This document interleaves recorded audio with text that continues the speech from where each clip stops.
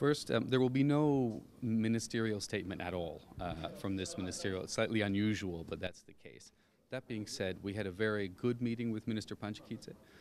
She set out the priorities and heard the messages from the allies. And I'd say there were three core messages. One is full support for the Bucharest decision. Georgia will become a member.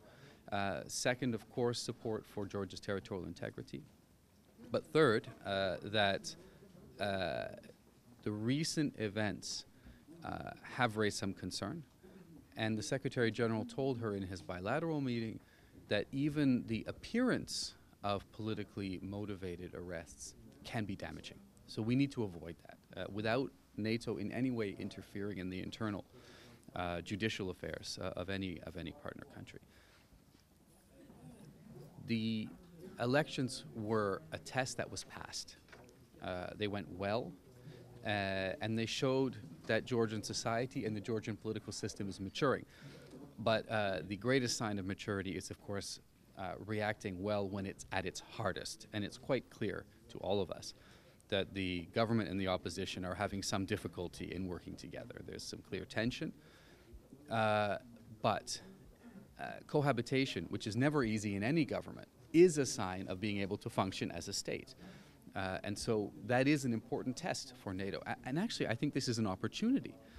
Because if the Georgian government and opposition can demonstrate they can work together, they will have passed a really hard test and made a good case for Georgia moving closer to NATO. The nomination of the new Chad, Chief of Defense, yesterday, is a good sign of that. The Secretary General welcomed it as a concrete manifestation that the sides can work together. So I think we had a hopeful note in this new nomination. Mm-hmm. And what about other aspirant countries? Georgia is not allowed. There are several Balkan countries. What will be the NATO's policy toward these countries?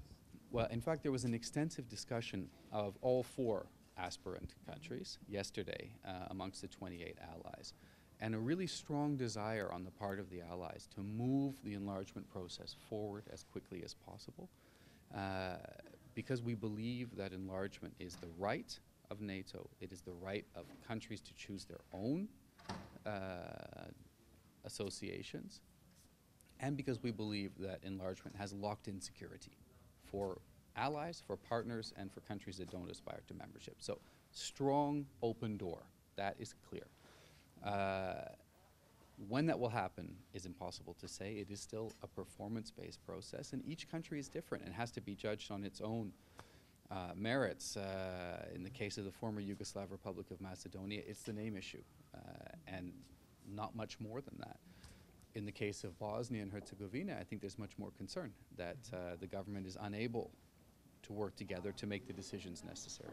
So, every country is different. Georgia has its own merits, its own track, but the door is open.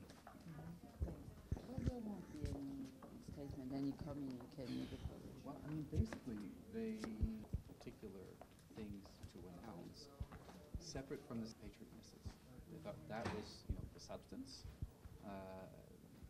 and beyond and beyond. Is that the first time, or? It's not the first time.